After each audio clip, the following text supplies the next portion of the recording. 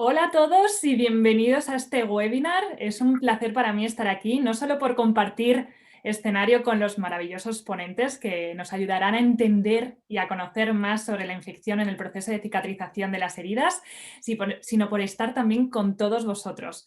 Muchas gracias por la gran acogida que ha tenido este evento y mucho más teniendo en cuenta el contexto actual, la situación actual en la que nos encontramos y especialmente en la que os encontráis vosotros. Sabemos que están siendo semanas, días difíciles. Por esto y con más razón aún, gracias por compartir vuestro tiempo de descanso con nosotros y aprovecho para enviaros un saludo y un gracias enorme de parte de todos mis compañeros de Urgo Medical. Gracias por tanto. Sin más, comenzamos con el webinar. ¿Cuál es el objetivo? Bueno, básicamente que todos juntos consigamos romper el círculo vicioso de la infección y para ello contaremos con dos bloques formativos en el que exploraremos y conoceremos qué ocurre en la úlcera durante un proceso infeccioso y a continuación se presentará un nuevo modelo de abordaje de la infección en las heridas, el modelo real.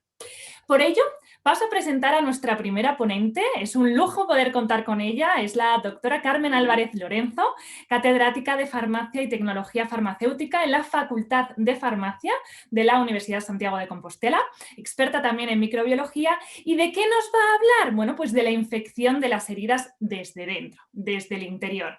Vamos a entender qué ocurre en el interior de las heridas cuando tenemos un proceso infeccioso en una herida. Os animo a que cualquier pregunta que tengáis nos las hagáis llegar a través del chat, que lo encontraréis en la parte derecha, si estáis en un ordenador, o en la parte inferior, si estáis en un dispositivo móvil.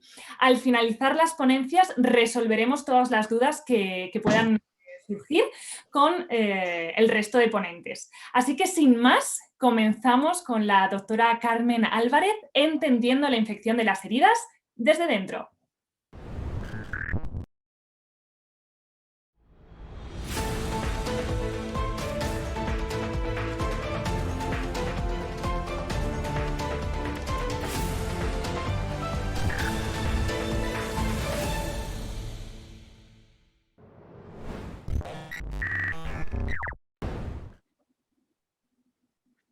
Hola, muy buenas tardes. Bienvenidos a todos a este webinario. Voy a intentar explicar un poco lo que ocurre en la herida cuando se produce una infección. ¿Qué es lo que pasa por dentro de esa herida, ¿no? Primero quiero indicar que el concepto de herida es muy amplio. En realidad pueden aparecer por múltiples causas y su evolución ser también pues, muy diferente. Pues en general una herida se define como la rotura de la superficie de la piel y puede tener su origen en cortes, desgarros, presión, quemaduras por frío, por calor, productos químicos. El riesgo de no curación es especialmente elevado cuando se trata de heridas profundas, con bordes irregulares y además el paciente presenta algunas patologías previas relacionadas con su sistema inmune o circulatorio. Cuando ocurre una lesión en la piel sana, se ponen en marcha una serie de mecanismos destinados a la reparación del tejido. Primero, la hemostasis, es decir, se activan los mecanismos para parar de sangrar mediante vasoconstricción y activación de las plaquetas. Se desencadena a continuación un proceso inflamatorio. Las plaquetas activadas segregan citoquinas y factores de crecimiento. Los neutrófilos migran atraídos por estas sustancias para destruir restos de tejido y bacterias. Y después llegan los macrófagos, que fagocitan las posibles bacterias y también segregan proteasas para limpiar el tejido y factores de crecimiento para favorecer la angiogénesis, es decir, la formación de nuevos vasos. La transición a la fase proliferativa ocurre cuando los neutrófilos y los macrófagos segregan señales que atraen a los fibroblastos y a las células epiteliales. Podemos comparar la curación de una herida como la obra de reparación de la fachada de una casa.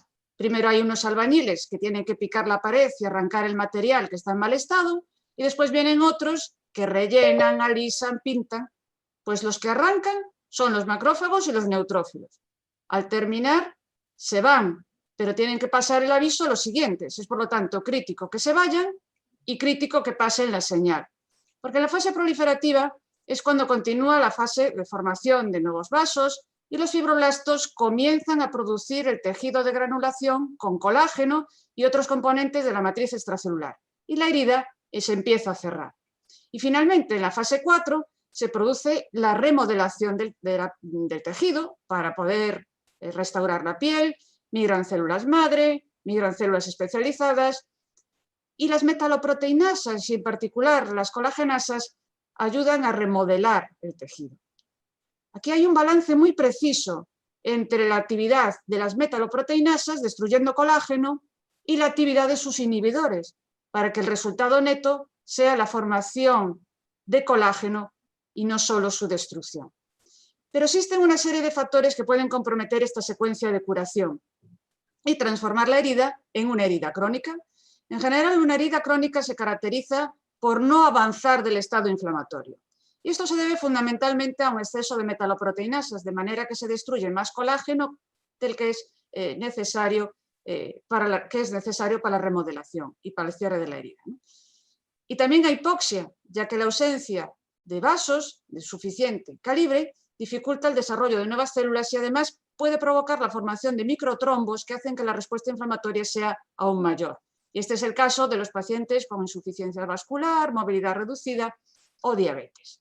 Y a todo esto se une el riesgo de que la herida se haya contaminado por microorganismos, porque la rotura del tejido y el sangrado provocan que el pH de la piel se incremente. Normalmente es pH 5,5, pues puede aumentar a pH 7,4 y esto favorece el crecimiento de las bacterias. Los componentes de la pared de las bacterias son altamente inflamatorios, lo que hace que se segreguen todavía más enzimas, que en el intento de destruir a las bacterias también destruyen el tejido que se debería estar reparando. Por lo tanto, la curación de una herida requiere romper el bucle de inflamación en el que entra. Las heridas profundas, con bordes irregulares y ciertas patologías previas, favorecen aún más que la herida resulte colonizada por los microorganismos y que no cierre o cierre en falso. Y de este caso es del que nos vamos a ocupar hoy. Pero, ¿de dónde vienen los microorganismos? Pues hoy se sabe que más del 50% de las células que hay en el ser humano no son humanas. Es decir, que más de la mitad de las células que transportamos no son nuestras, son fundamentalmente bacterias. Además del microbioma intestinal, una amplia variedad de microorganismos puebla nuestra superficie corporal. Mientras no acceden al interior, viven en simbiosis y no causan enfermedades. Pero si se favorece su entrada en el organismo, se pueden multiplicar y se pueden transformar en microorganismos patógenos.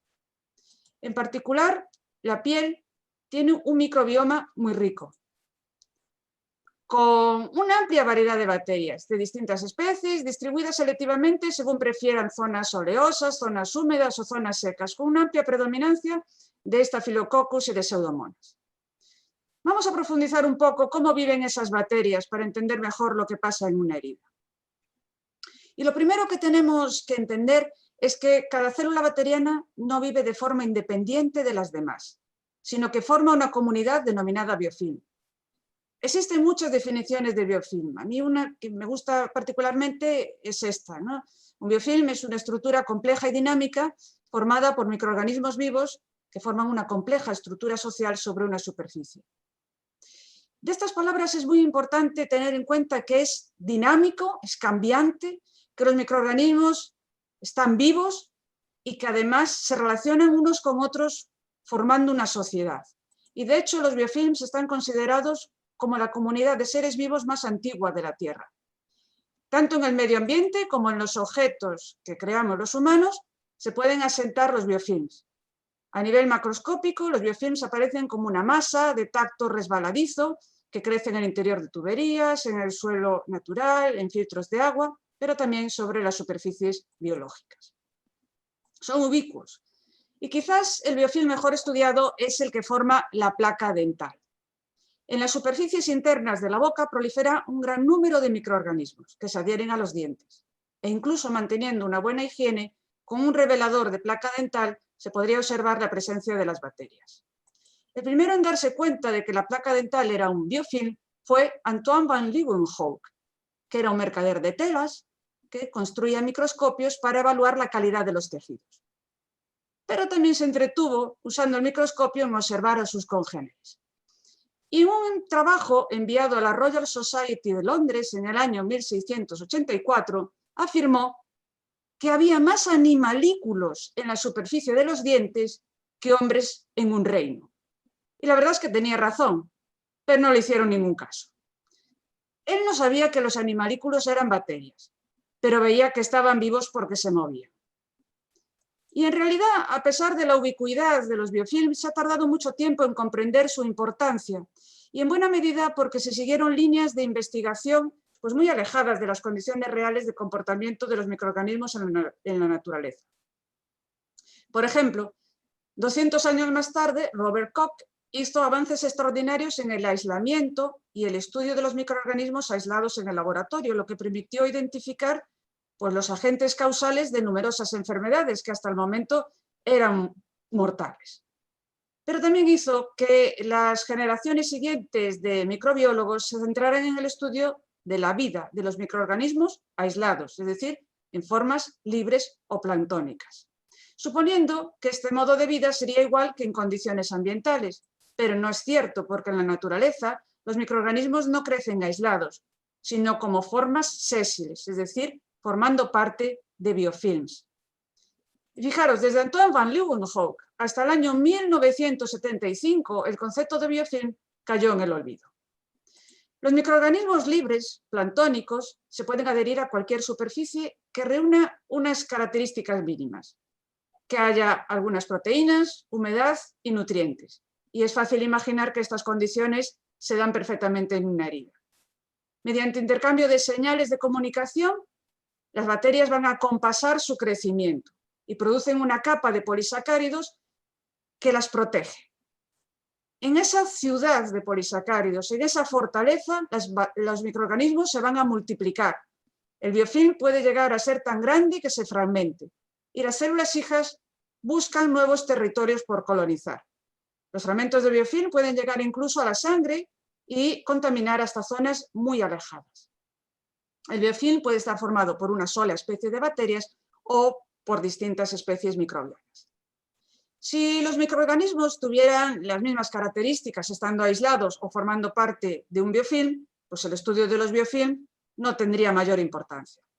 Pero el problema es que las diferencias son muy relevantes y están en buena medida motivadas por la capacidad de las bacterias para comunicarse. Las bacterias segregan unas sustancias que son captadas por otras bacterias, que así saben si hay más bacterias como ellas en su entorno o si esas bacterias son diferentes. Y a este sistema de comunicación se le denomina quorum sensing. Las bacterias aisladas en un tubo de ensayo también emiten señales, pero están tan separadas unas bacterias de otras que la señal se pierde en el medio. Es como si tenemos el teléfono móvil, pero no hay cobertura, no nos llega la señal. Por el contrario, cuando las bacterias adhieren a una superficie, su densidad de población aumenta, de manera que las señales se perciben con mayor intensidad. Las moléculas de comunicación penetran en las bacterias e inducen cambios en su expresión genética. Y esto hace que las bacterias comiencen a trabajar de forma coordinada, incrementando de manera muy notable su resistencia frente a factores externos. Vamos a ver muy brevemente las diferencias que existen entre las bacterias planctónicas y las bacterias que forman parte de un biofilm que colonice una herida. Las bacterias aisladas, libres, tienen también libre acceso a los nutrientes. En cambio, las bacterias que viven confinadas dentro de la ciudad que forma el biofilm tienen esta barrera protectora externa que hace que la penetración de los nutrientes sea lenta. Y entonces las bacterias tienen que acomodar su vida a esa penetración más lenta de nutrientes. Esto hace que en vez de estar en un estado de replicación exponencial, entren en un estado de metabólico mucho más bajo. Por otro lado, cuando se exponen a un agente antimicrobiano, las bacterias que se encuentran libres en el medio no pueden desarrollar los mecanismos de defensa, no les da tiempo a responder frente a esa señal. En cambio, las bacterias que se encuentran protegidas dentro del biofilm van a percibir la entrada del agente antimicrobiano de una manera mucho más lenta, por este efecto barrera de la capa de esos polisacáridos. Y esto hace posible que se vean sometidas a concentraciones subterapéuticas que favorezca el desarrollo de resistencias. Y además, esa capacidad de resistencia se va a transmitir a las células hijas. Por eso, una vez formado el biofilm, es muy difícil de erradicar. Hasta hace muy poco tiempo, la predicción de si una herida se iba a curar o no se hacía en función del número de microorganismos que la contaminaban. Y el criterio era que si había más de 10 elevado a 5 colonias por gramo de tejido, pues la infección iba a representar una dificultad para el proceso de curación. Pero hoy se sabe que el proceso es mucho más complejo y depende de cómo interaccionen los microorganismos entre sí y con el hospedador. Y de esto se ocupa la sociomicrobiología. Es decir, si tenemos un paciente con un sistema inmune fuerte y las bacterias tienen poca tendencia a formar biofilm, una contaminación tan alta como 10 elevado a 9 colonias por gramo de tejido puede no suponer un problema para la curación. En cambio, si el paciente tiene un sistema inmunitario débil y además las bacterias tienen mucha tendencia a formar un biofilm muy estructurado, quizás tan solo 100 unidades, 100 colonias por gramo de tejido pueden ser suficientes para que el biofilm se convierta en una barrera frente a la curación. Vamos a ver entonces un poco más en detalle cómo el biofilm se puede convertir en una barrera frente a la curación de las heridas. Bueno, pues cuando el organismo inicia una respuesta inmune frente a los microorganismos, los neutrófilos y los macrófagos migran hacia la zona donde está la infección. Pero se encuentran con que el biofilm protege a las bacterias que están en su interior. Es decir, los neutrófilos y los macrófagos pueden acceder hasta el borde de la muralla que forma la capa de isopolisacáridos que protege a las bacterias. Llegan hasta las puertas de esa ciudad, pero no pueden penetrar en ella y mueren en esas puertas de la ciudad. Y al morir, liberan el elevado contenido enzimático que tienen. Y ese elevado contenido enzimático provoca un estado de inflamación permanente en los bordes de la herida. Pero es que además, esos enzimas degradan los factores de crecimiento, es decir, degradan las señales que tenían que percibir los queratinocitos y las células madre para entrar en la fase de proliferación y reparación de la herida.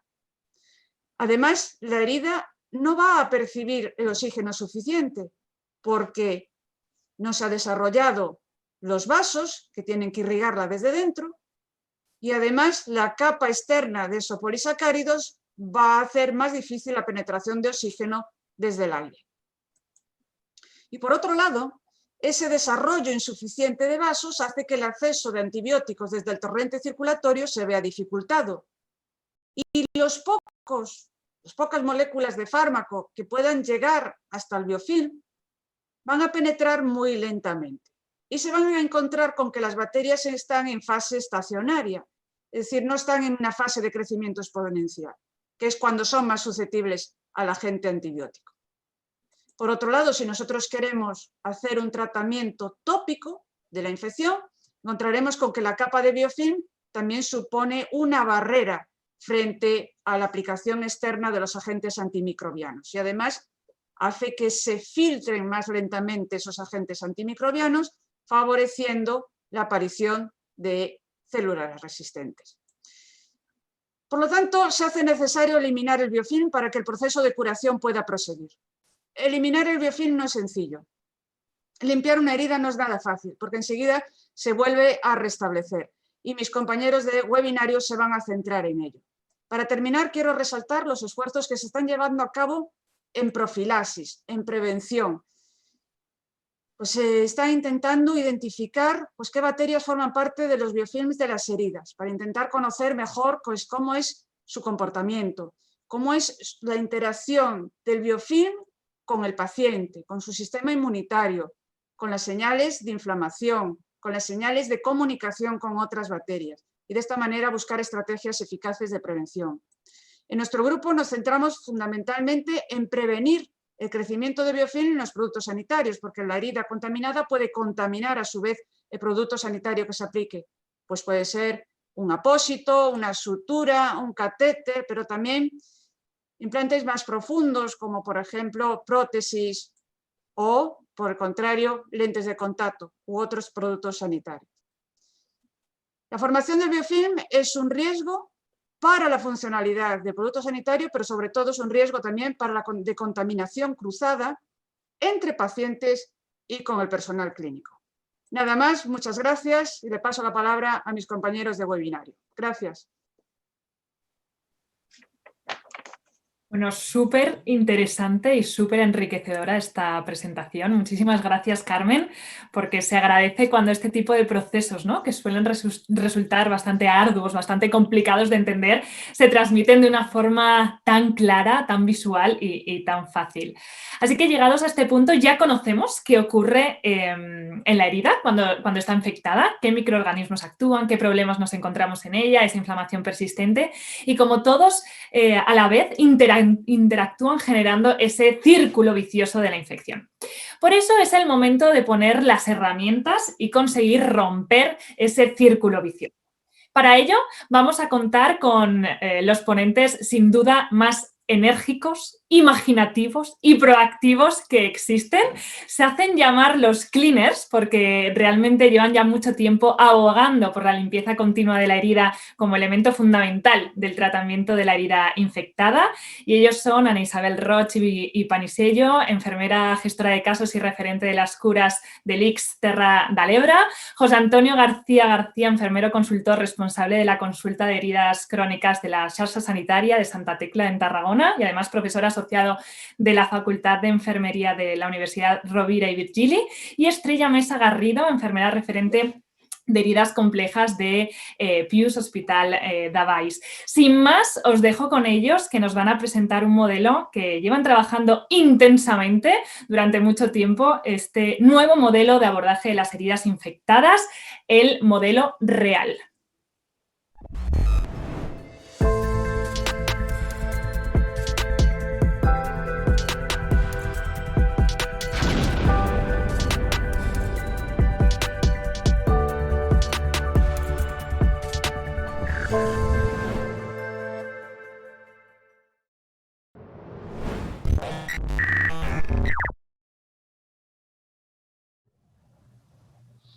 Hola, buenas tardes a todos. En primer lugar, queríamos, en nombre de mis compañeras y el mío propio, dar las gracias y agradecer profundamente a Urgo, en este caso, pues porque han tenido un apoyo incondicional hacia nuestro proyecto, han creído en nosotros y la verdad que es un placer poder estar aquí esta tarde para poder compartir este conocimiento con todos vosotros y, bueno, vamos a intentar dar luz a un aspecto que a veces queda un poco oscuro, por decirlo de alguna forma. Seguramente en nuestra práctica diaria tenemos que abordar la situación de infección en las heridas infinidad de veces y sabemos que es un factor que va a determinar y va a comprometer el proceso de cicatrización y que va a tener repercusiones no solamente a nivel local, sino que más allá, cuando hablamos, por ejemplo, en términos de calidad de vida de la persona.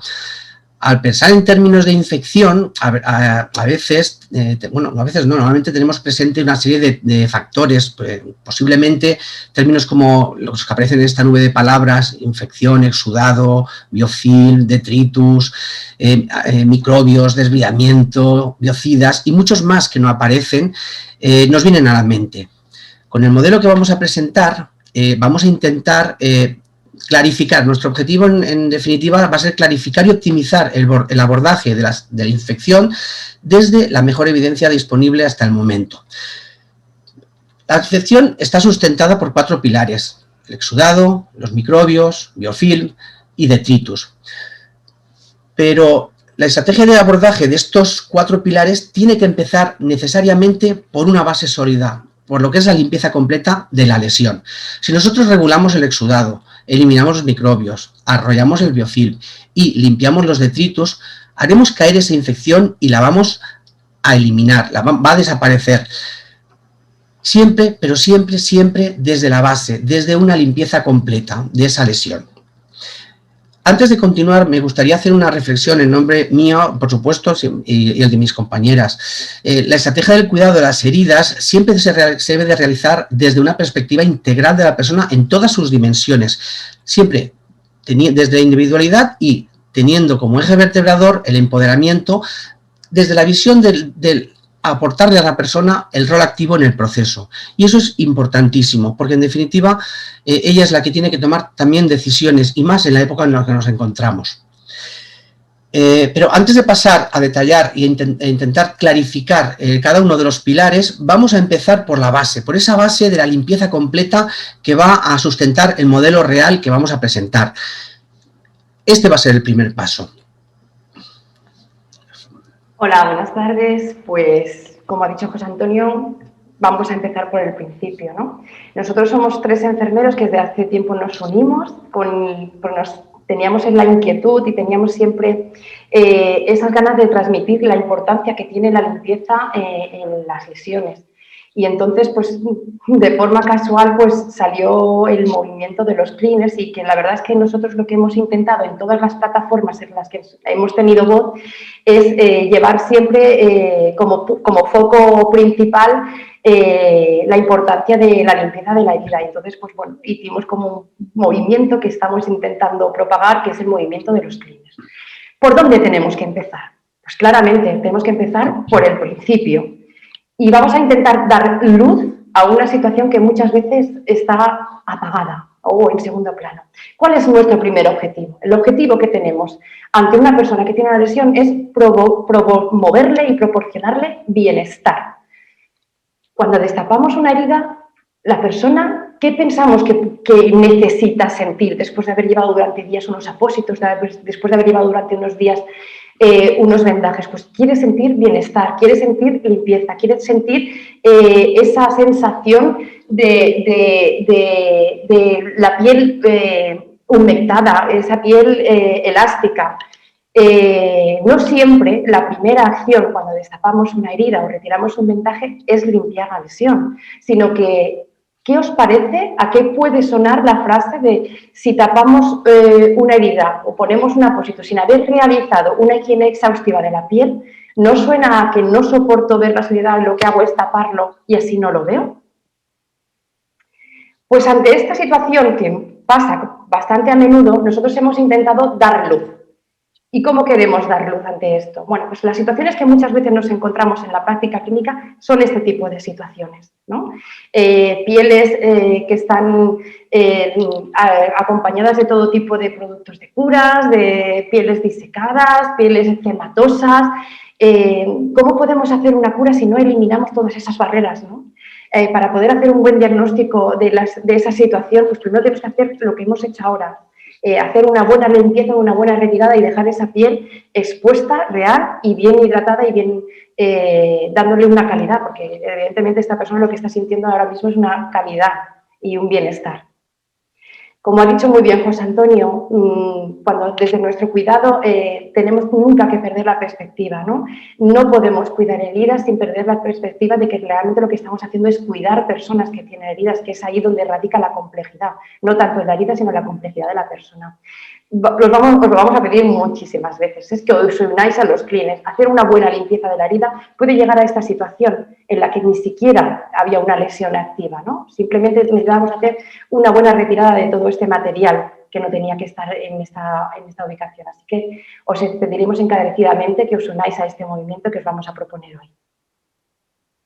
¿Y qué vamos a tener en cuenta cuando vamos a hacer el lavado de una herida? Pues saber que un lavado indiscriminado puede dañar el tejido que se está formando de nuevo.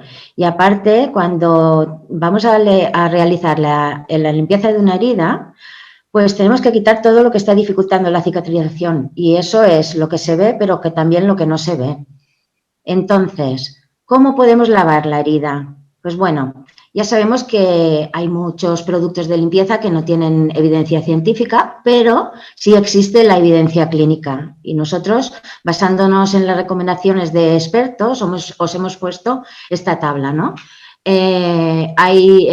Utilizaríamos, en caso de presentar la herida, tejido de granulación sano, pues podríamos utilizar suero fisiológico o agua potable. En caso de presentar tejidos desvitalizados y grandes cantidades de detritus, pues suero fisiológico o agua potable con jabón de arrastre, y en caso de sospecha de confirmación de presencia de gérmenes multiresistentes o ya una infección, suero fisiológico o agua potable y jabón antiséptico. Después ya prepararemos el lecho de la herida mediante el acrónimo. Os acordáis que antes estaba el TIME y ahora utilizamos el TIMERS porque ha añadido la regeneración de los tejidos y el aspecto social de las personas que estamos tratando. También es muy importante cuando hagamos la limpieza, la temperatura del agente con que vamos a utilizarlo. Mirad, la temperatura de la superficie corporal está entre 33 y 42 grados. Todo lo que sea por debajo o por encima, lo que va a hacer es retrasar la cicatrización. Entonces, lo aconsejable sería que el material o el agente de limpiador que utilicemos estuviera a 37 grados y, sobre todo, que la limpieza no sea encantándonos, ¿no? Que sea rápida, porque también se puede enfriar la herida.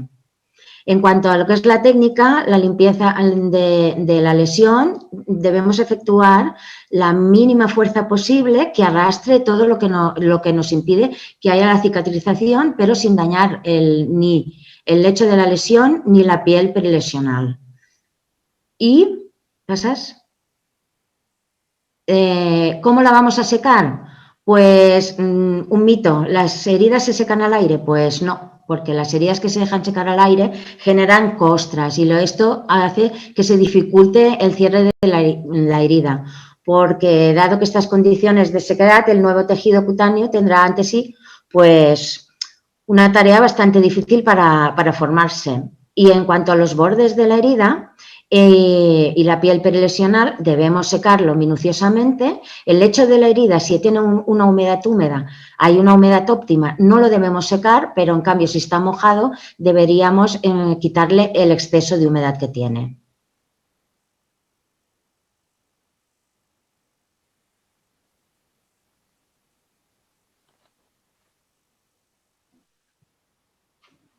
Y pasamos a las heridas infectadas. En el 2016 se publicó un consenso internacional del Instituto para el Estudio de la Infección de las Heridas, en el que, bueno, hay una serie de recomendaciones a nivel de expertos y al principio cuando empiezas a leer el documento y empiezas, bueno, es muy interesante y de repente ves o lees una aseveración y que nos decía, dejar de untar las heridas y comenzar a limpiar las heridas. Te hace pensar, ¿no? Te hace pensar, y es un panel de expertos a nivel internacional que tenga que decir que tenemos que empezar por limpiar las heridas. Es curioso, si no más, es curioso.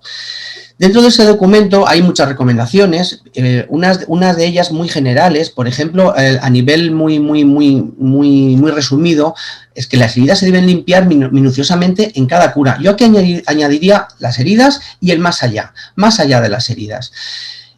La diferencia entre enjuagar una herida y limpiar una herida no es lo mismo, Y luego abogan por una serie de recomendaciones a nivel de la limpieza terapéutica en las heridas.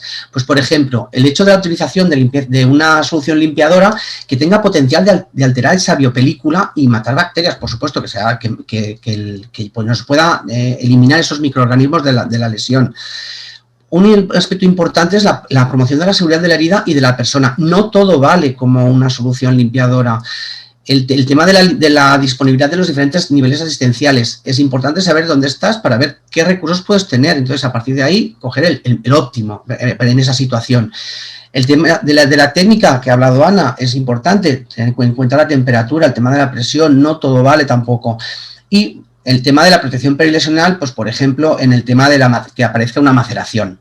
Bien, hay una serie de recomendaciones más, así también a nivel general, por ejemplo, hay una de las conclusiones que, bueno, que no exista o que no se haya establecido, no quiere decir que podamos utilizarlo todo. Quiere decir, pues bueno, que no hay, de momento, el agente ideal de limpieza establecido para poder utilizarlo y decir, es que solamente hay que utilizar esto. Pensad que la evidencia se va a generar poco a poco y la evidencia se rebate con más evidencia, si no, no estaríamos hablando de ciertos aspectos que hoy conocemos y hemos avanzado en el conocimiento. El tema de los tensoactivos que disminuyen la tensión superficial de membrana es muy importante porque va a facilitar un arrastre, va a facilitar la separación, por ejemplo, de ese tejido suelto. el hecho de utilizar los limpiadores antimicrobianos nos va a ayudar, otra vez vuelve a aparecer el tema de la alteración de la biopelícula. Hoy que sabemos muchas cosas de la biopelícula y todavía nos quedan cosas por conocer de esa biopelícula, pero sabemos que el uso de esos limpiadores antimicrobianos nos las puede alterar y puede ser útil. Últimamente se están utilizando agentes superoxidados. Esos agentes superoxidados, con unas contracciones bajas a nivel de ácido hipoclorosio y hipoclorito de sodio, se ha demostrado que tienen menor toxicidad, sobre todo in vitro y sobre todo con los fibroblastos, básicos para la cicatrización, igual que otras células. Entonces, es muy importante tener en cuenta también que van a interrumpir también esa biopelícula, van a eliminar esas bacterias, esos microorganismos planctónicos, a la vez que tienen o que nos aportan una seguridad para esa lesión, y eso es muy importante también tenerlo en cuenta. A nivel de cuadro resumen, esto lo podemos encontrar en el documento, está extraído de este documento. Vamos a tener que tener claro, como mínimo, conocer qué es lo que puede pasar con el producto que yo estoy utilizando y por qué lo estoy utilizando. Mira, por ejemplo, estamos acostumbrados a utilizar suelo fisiológico. El tipo es isotónico, no es citotóxico, claro que no, pero es que no tiene efecto sobre la biopelícula si nos fijamos en ese aspecto. El agua estéril, lo mismo. El agua potable, pues bueno, en cuanto a la toxicidad que puede tener, pues depende, claro, si no utilizas un agua que sea potable, pues a lo mejor posiblemente tenga alguna toxicidad o sea más rica en unos minerales que otros. Luego entramos ya en una serie de antimicrobianos o también soluciones limpiadoras o incluso los antisépticos. La polexanida, muy conocida por todos nosotros, es un surfactante antimicrobiano. Uno de los aspectos importantes, su baja citotoxicidad, pero por otro lado es muy importante también saber que van a interrumpir la fijación de esa biopelícula. Una vez que yo la he remolido, he hecho esa molición de esa biopelícula, me va a ayudar a que no se fije. Hay otro surfactante no muy conocido en nuestro medio, que es la octedionina dicloruro, que se utiliza sobre todo en países del norte de Europa, pero bueno, en nuestro medio no es muy conocida, no está comercializada prácticamente y no lo utilizamos. Pero sí que utilizamos, por ejemplo, las soluciones superoxidadas. La penetración en el biofilm es muy rápido y una cosa importante es que no va a promover resistencias. La tan denostada povidona, yo siempre digo, no existen antisépticos malos ni buenos, existen antisépticos que bien utilizados son recomendables. Pues por ejemplo, el tema de la inhibición de la nueva película, la reducción significativa que produce en la biopelícula madura, que muchas veces es lo que nosotros vamos a identificar en ese momento, en esa lesión. Eso es importante tenerlo en cuenta. Llegado a este punto, antes de continuar, vamos a pediros otra vez que os unáis al movimiento de los limpiadores de las heridas. A partir de aquí vamos a intentar desarrollar el modelo real y vamos a empezar.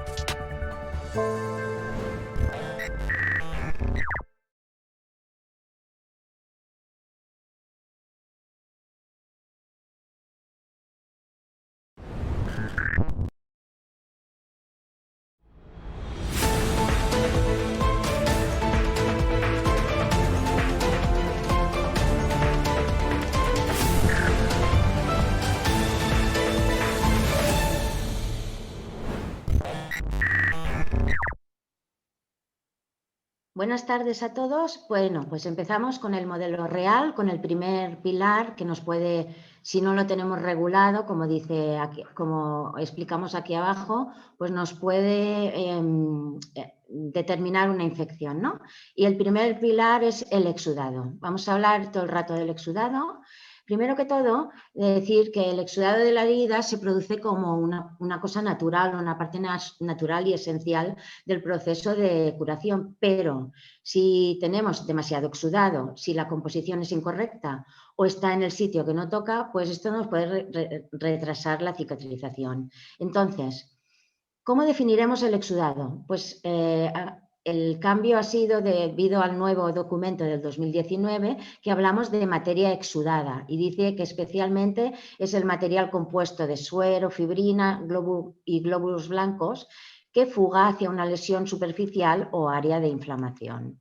Lo que sí que tenemos claro es que hay una interacción y una respuesta de ciertas cosas, como puede ser la etiología de la herida, el ambiente de la herida, la fisiología de la cicatrización o algunos procesos que nos pueden llevar a que haya un exudado más elevado. Porque es tan importante el exudado para la cicatrización de las heridas, por eso tenemos que regularlo bien, porque el exudado proporciona un ambiente húmedo para la herida. Húmedo, no mojado. Permite la difusión de mediadores inmunes y factores de crecimiento a través del lecho de la herida. Actúa como medio para la migración de células reparadoras de tejidos a través también del lecho de la herida. También es suministro de nutrientes esenciales para el metabolismo celular y promueve la separación del tejido muerto o dañado, como conocéis todos, la autólisis. Y esto es gracias a todos los componentes que tiene el exudado, que son súper importantes, empezando por el agua, pero tenemos células inmunes, factores de crecimiento, etcétera, etcétera, y todos ellos con sus funciones principales, ¿no? ¿Y qué nos pasa cuando tenemos un exudado en exceso? Pues que las heridas de difícil cicatrización nos produce en ellas un efecto adverso. ¿Por qué? Porque contiene niveles elevados de enzimas proteolíticos, que son las metaloproteinasas, que lo que hacen es degradar los tejidos sanos, porque inhiben la proliferación de células que ayudan al proceso de cicatrización y porque también inhiben la formación de vasos sanguíneos y factores de crecimiento. Y con todo esto hay un retraso en el proceso de cicatrización. ¿Por qué? Pues lo que decíamos, porque es un caldo de cultivo. Allí las bacterias están súper a gustito, ¿no? Porque en este caldo de cultivo tienen más sostenibilidad y más longevidad las biofilms, la tasa de reproducción de los microbios y también un aumento de la actividad de las metaloproteasas. Por tanto, cuanto más pronto regulemos el exudado, antes vamos a salir de la fase inflamatoria. ¿Y cuáles son los factores que influyen en la cantidad del exudado? Muy importante, porque estamos acostumbrados a tratar las consecuencias, pero debemos tratar las causas que son las que producen el aumento del exudado. Pues puede ser la etapa inflamatoria normal, pero también puede ser la etapa inflamatoria mantenida que nosotros tenemos en las úlceras de difícil cicatrización, pero también puede ser un aumento del exudado debido a un desbridamiento o que tengamos una infección, un cuerpo extraño, una insuficiencia cardíaca, insuficiencia renal o una hepática, medicamentos como los AINES, una persona que sea obesa o que esté desnutrida.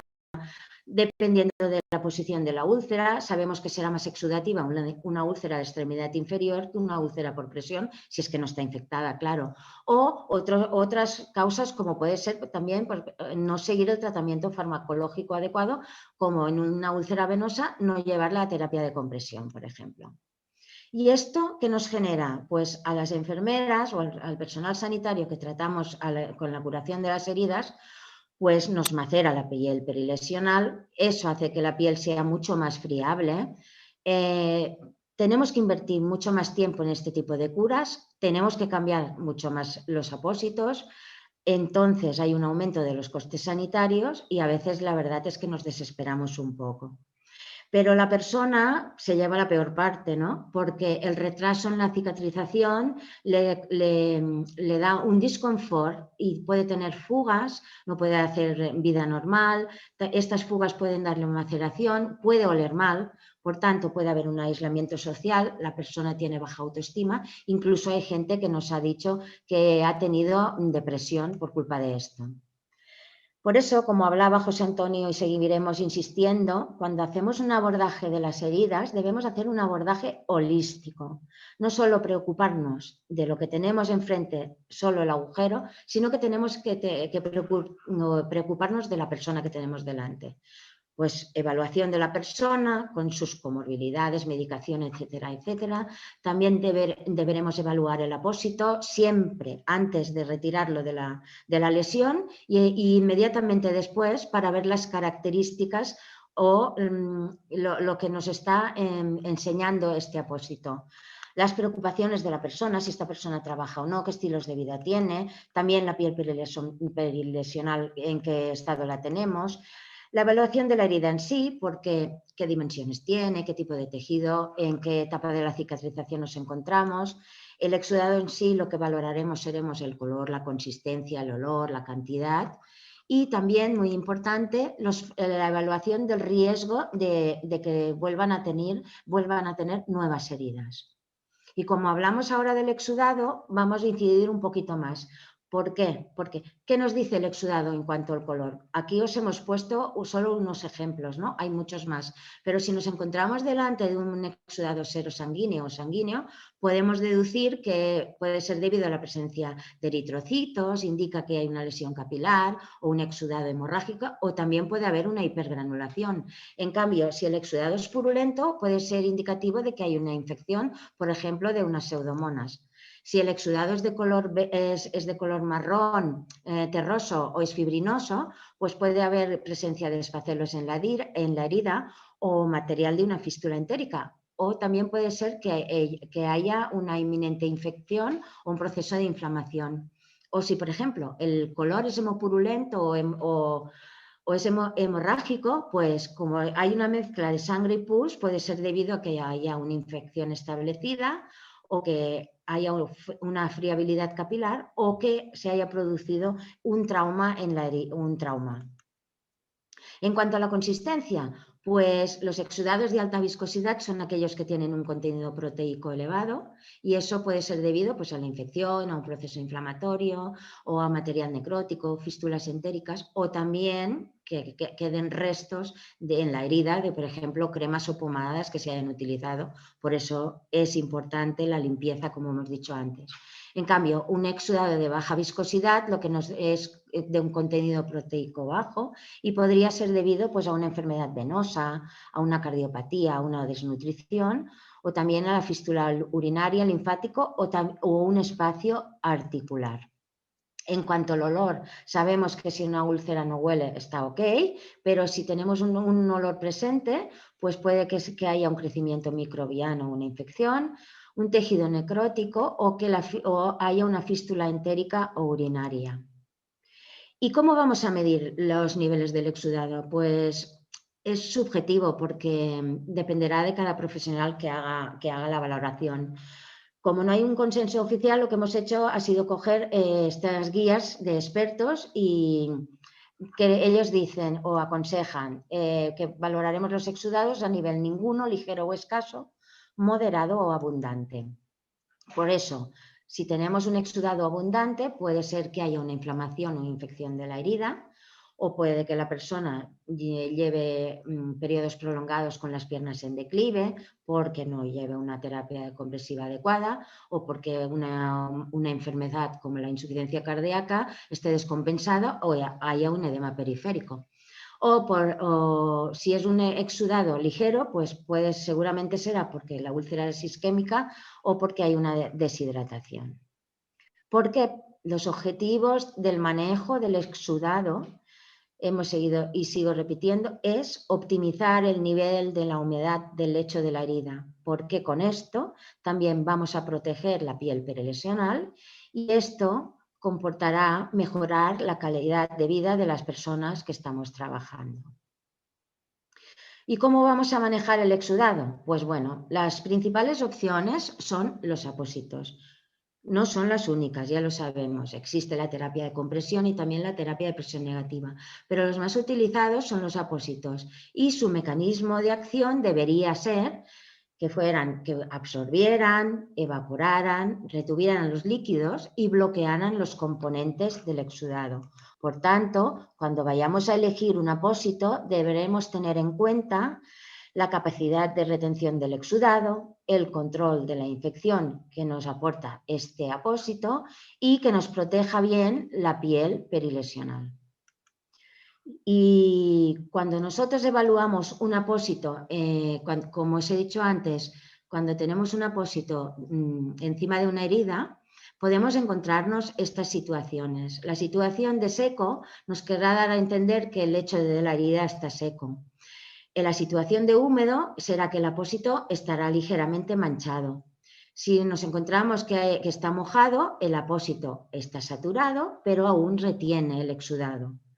Si el apósito está saturado, no retiene el exudado y la piel perilesional está macerada. Y si el apósito tiene fugas, será lo mismo que el de arriba, pero aparte con fugas y con más disconfort. En estos dos casos es cuando nos tenemos que plantear un cambio de apósito más inminente. Y con esto he terminado. Lo único deciros que la única manera de hacer un trabajo genial es amar lo que haces. Muchísimas gracias.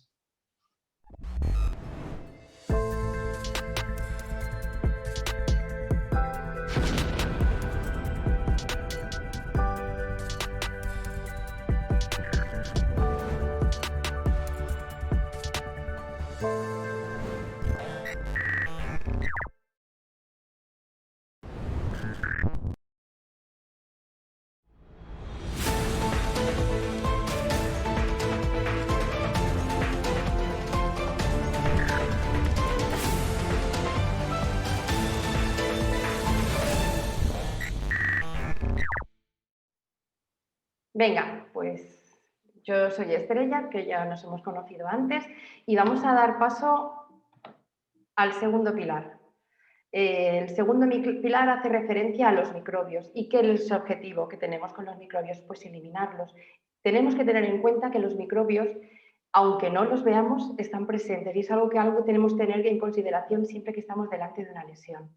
Si nos remitimos a la bibliografía publicada, esta bibliografía nos deriva a que tenemos que hacer un cambio de la terminología. El término microbios debe sustituir al término de bacterias en el continuo de la infección, dado que en la lesión podemos encontrar otro tipo de microorganismos, como pueden ser levaduras, hongos, virus. Por lo tanto, debemos sustituir el término carga bacteriana, por ser un tanto impreciso, por el término carga biológica, carga microbiana o biocarga. Nunca perdamos de vista que la importancia de hacer un abordaje holístico. El desarrollo de la infección en una herida es multifactorial. Es importante mantener un enfoque holístico porque es esencial para prevenir, diagnosticar y tratar la infección de la herida con precisión. Requiere siempre un enfoque interdisciplinario en el que cada profesional aporte su valor y su granito de conocimiento. El objetivo de la atención centrada en la persona, porque tenemos que optimizar la respuesta de la persona que está teniendo esa infección. Debemos conseguir reducir el número o la virulencia de los microorganismos presentes en la herida y debemos sobre todo optimizar el entorno de la cicatrización de la herida y muchas veces eso conlleva hacer un abordaje holístico de esa persona. ¿Qué factores se asocian al padecer un mayor riesgo de infección? Pues no solo tenemos los factores asociados a los gérmenes o a los microorganismos que vamos a encontrar en esa lesión, también tenemos unos factores que están consecuentes de la propia lesión, ¿no? Y de la tipología de esa lesión. Y luego tenemos unos factores que son realmente determinantes, que son los que están relacionados con la persona y con su estado base. Para entender bien la infección, pues bueno, vamos a echar mano de la publicación de lo que se publicó en el International Bone Infection Institute en el 2016. Ellos nos definen infección como cuando en la herida hay la presencia de microbios en número suficiente o con virulencia para causar una respuesta del huésped en forma local o sistémica. ¿Qué quiere decir esto? Bueno, pues el continuo de la infección es como una escalera, ¿no? Que va desde un primer escalón, que es una situación de contaminación, al escalón más alto, que es la infección sistémica. ¿Cómo pasamos de un escalón al otro? Pues esto va relacionado con el incremento de la virulencia y el número de los gérmenes que están presentes en la lesión. Además, encontramos en este escalón un punto que anteriormente, desde hace muchos años, se llamaba colonización crítica. En este documento ya ponen en cuestión que este término pues quizás es un poco impreciso o muchas veces los profesionales no conseguimos entender muy bien a qué hace referencia y ellos nos proponen sustituir este punto por el de infección oculta o muchas veces también le denominamos infección subclínica. Tengamos en cuenta, siempre debemos contemplar la presencia de biopelícula en el continuo de esta infección, ¿vale? En las dos primeras escalones, pues no requiere una intervención determinada por parte del profesional, sino una vigilancia de la evolución de esa lesión. Y desde los últimos escalones pues ya vamos a tener que hacer una intervención ya sea a nivel tópica o a nivel tópica y sistémica. Vamos a darle un poquito luz a qué quiere decir cada escalón de este continuo de la infección. Cuando hablamos de contaminación, ¿qué es realmente lo que se nos está diciendo? Bueno, pues la contaminación es esa herida en que, aunque no los veamos, hay microbios que no están proliferando en este lecho, que no están provocando una respuesta en el huésped y, por lo tanto, no se está produciendo un retraso en la cicatrización. Cuando hablamos de colonización, realmente lo que nos está diciendo es que hay presencia de microbios, que ya se está produciendo una proliferación, pero en un estado limitado, un nivel no crítico. Esto no está provocando una respuesta en la persona que tiene la lesión y, por lo tanto, no se está produciendo un retraso en esa cicatrización. Cuando hablamos de infección local, realmente lo que nos está diciendo es que los microbios ya están proliferando y están haciendo una penetración en los tejidos un poco más profundos de la lesión, pero de forma contenida. Hay una respuesta en el huésped. A menudo presenta signos encubiertos de infección o signos sutiles, sobre todo en las heridas cronificadas. Infección extendida. Bueno, pues esos microbios que estaban proliferando ya están invadiendo los tejidos circundantes a la lesión. Hay una respuesta en el huésped. Los signos y síntomas se extienden más allá de la herida y son realmente claros y evidentes. En este caso, en la fotografía podéis ver que incluso tenemos ya una necrosis distal que se está produciendo por la invasión de esos tejidos circundantes. Vale, perdón, para atrás. Vale. Cuando hablamos de infección sistémica, lo que nos está diciendo es que afecta a todo el organismo como un todo. Los microbios ya se han extendido a través del sistema vascular y linfático, hay una diseminación de esa infección y ya se está produciendo una disfunción orgánica y con signos de infección sistémica.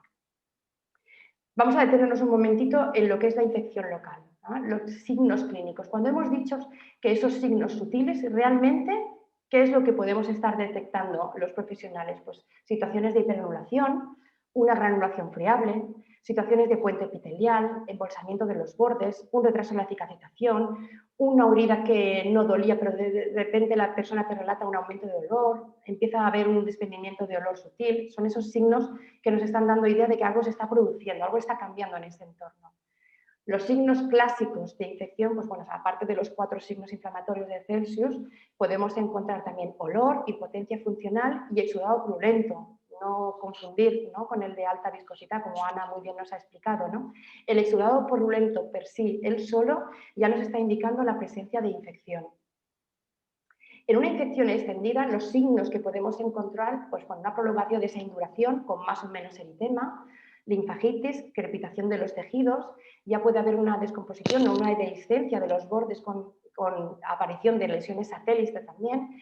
A nivel sistémico, a nivel de la persona global, podemos encontrar ya una situación de malestar, letargo, deterioro de su estado general, pérdida del apetito y pueden aparecer incluso inflamación de los ganglios linfáticos. Si esta situación no la hemos conseguido controlar, pasamos a la infección sistémica, que puede ya derivar a una situación de máxima gravedad y puede conllevar incluso a un fallo multiorgánico o muerte de la persona. ¿Cómo diagnosticamos la infección? Bueno, pues el diagnóstico de la infección, tengamos cuenta que los signos clínicos que hemos relatado por sí son meramente diagnósticos de esa infección y los profesionales ya podemos empezar a realizar o a tratar a esa persona con un tratamiento que denominamos empírico. Luego tenemos unas pruebas complementarias que van a soportar o que nos van a dar respuesta a ese diagnóstico que hemos hecho de forma empírica. Estas pruebas complementarias pues pueden ser de estudio microbiológico, estudios analíticos o pruebas de imagen. Vamos a hablar un poquito de los estudios microbiológicos, ¿no? En cuanto a los cultivos. ¿Por qué hay que hacer cultivos? Porque los cultivos nos van a reportar un análisis cuantitativo y cualitativo de los microorganismos que están presentes en esa lesión. Nos va a ayudar a guiar el tratamiento y a evitar tratamientos inadecuados, ¿no? Nos va a ayudar a elegir este tratamiento empírico que hemos puesto en inicial, decirnos si realmente vamos bien guiados o si tenemos que rectificarlo. ¿Cuándo hay que hacer cultivos? Pues bueno, los cultivos no se tienen que hacer de forma rutinaria o de forma sistémica, ¿no? Se tienen que hacer cuando realmente hemos valorado que hay unos signos clínicos de infección, ¿eh? ¿Cómo hacer estos cultivos? Bueno, pues el gold estándar de las pruebas de microbiología es la biopsia tisular, ¿no? Porque nos va a dar, además de orientarnos, nos va a decir si hay tejidos profundos afectados por esa infección.